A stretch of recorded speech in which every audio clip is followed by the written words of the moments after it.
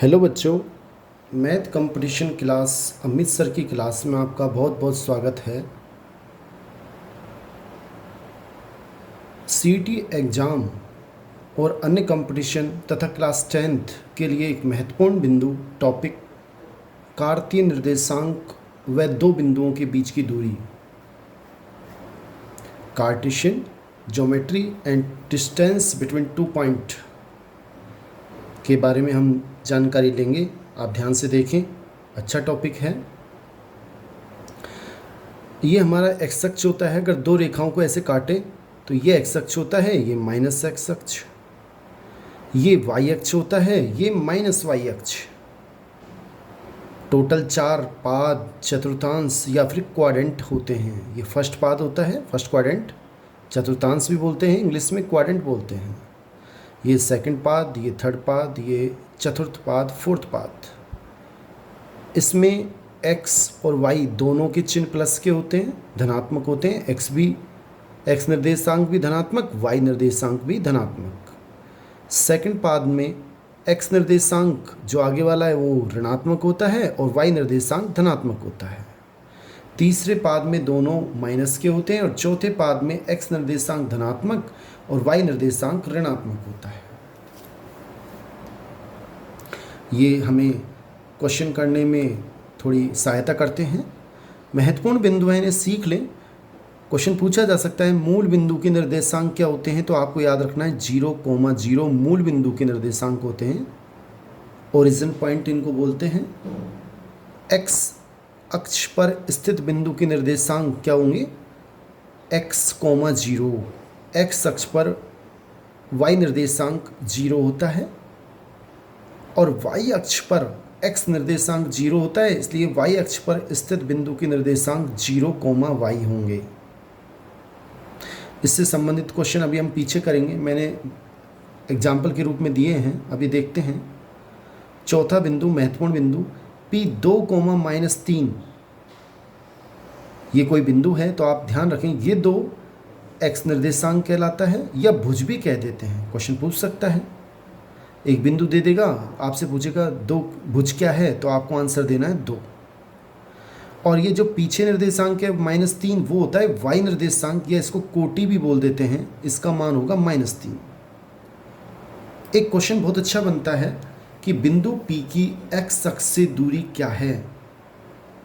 अगर x अक्ष से दूरी पूछे तो आपको y निर्देशांक बताना है -3, लेकिन आप लिखेंगे +3, क्योंकि दूरी कभी ऋणात्मक नहीं होती, हमेशा धनात्मक होती है, इसलिए आप माइनस चिन्ह को हटा देना। फिर सुने, x अक्ष से दूरी पूछे तो y निर्देशांक लिखना है, माइनस चिन्ह हटाना है, प्लस लिखना है हमेशा, तो 3। और y अक्ष से दूरी पूछे तो x निर्देशांक लिखना है 2। मोस्ट क्वेश्चन है, 10वीं क्लास में आता रहता है, कंपटीशन में पूछा जा सकता है। नेक्स्ट अगला पॉइंट देखें, दूसरा आगे देखें। हमें दो बिंदु देगा, उनके बीच की दूरी पूछेगा। दो बिंदु P इस प्रकार है, x1 y1 व Q x2 y2 के बीच की दूरी का सूत्र क्या होगा, आपको याद रखना होगा। √x1 - x2 का whole square plus y1 - y2 का होल स्क्वायर, या आप ये भी ले सकते हैं x2 - x1 y2 - y1 का होल स्क्वायर, दोनों ही ठीक है। इसका कारण ये होता है कि a - b का होल स्क्वायर बराबर b - a का होल स्क्वायर होता है। बिंदु P x, y की मूल बिंदु से दूरी, इसका सूत्र क्या रहेगा, √x² + y²। बस डायरेक्ट इनका स्क्वायर करना है, अंडर करना है, आंसर आ जाएगा। अगला महत्वपूर्ण बिंदु सूत्र, दो बिंदु P x1 y1 व Q x2 y2 का अगर निर्देशांक दे, उनका मध्य बिंदु पूछे तो उसके निर्देशांक क्या होंगे। कोई बिंदु है R, इनका मध्य बिंदु है, तो उसके निर्देशांक क्या होंगे, x1 + x2/2, y1 + y2/2। दो बिंदु P 2,3 व Q 4,1 के बीच की दूरी अगर हमसे पूछ रहा है तो कैसे ज्ञात करेंगे, PQ √ या तो आप इधर यूँ घटा दें या फिर ऐसे घटा दें। तो मैंने ऐसे घटा दिया, 4 - 2 + 1 - 3 का होल स्क्वायर √ 4 में से 2 घटाया, 2 बचेंगे, उसका स्क्वायर 4। 1 माइनस 3 माइनस 2, उसका स्क्वायर 4। आप ये ना देखिए, बस अंतर देख लें, वो चिन्ह तो हमेशा प्लस हो जाएगा, तो √8 यानी कि 2 √4, क्योंकि 8 को अपन लिख सकते हैं 4 गुणा 2, 4 का वर्गमूल 2 बाहर आ जाएगा √2। अब इन दोनों बिंदुओं के बीच की दूरी क्या होगी?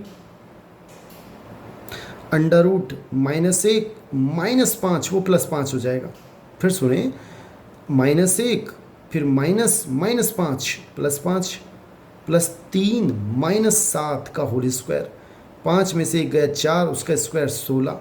3 में से 7 गए -4, उसका स्क्वायर 16। √32 यानी कि 16 गुणा 2, 16 का वर्गमूल 4 √2, ये हमारा आंसर है। आसान है बच्चों, ये सामान्य जानकारी है। अभी मैं जब अपन ये सारे टॉपिक क्लियर हो जाएंगे तो मुझे CT एग्ज़ाम, पशुचर एग्ज़ाम, अदर कंपटीशन के लिए महत्वपूर्ण क्वेश्चन जो अब तक आए हुए हैं कंपटीशन में, अब तक वो सब कराए जाएंगे। इसलिए आप चैनल को लाइक, शेयर, कमेंट और सब्सक्राइब जरूर कर लें। अगला देखें, तीसरा क्वेश्चन, बिंदु -2,3 स्थित है x अक्ष पर, y अक्ष पर द्वितीय चतुर्थांश या चतुर्थ चतुर्थांश। बच्चों ये x अक्ष पे नहीं है, क्यों? x अक्ष पे y का मान 0 होना चाहिए था। y अक्ष पे नहीं है क्योंकि x का मान 0 होता। अब हमें देखना है ये द्वितीय चतुर्थांश में स्थित है या चतुर्थ में।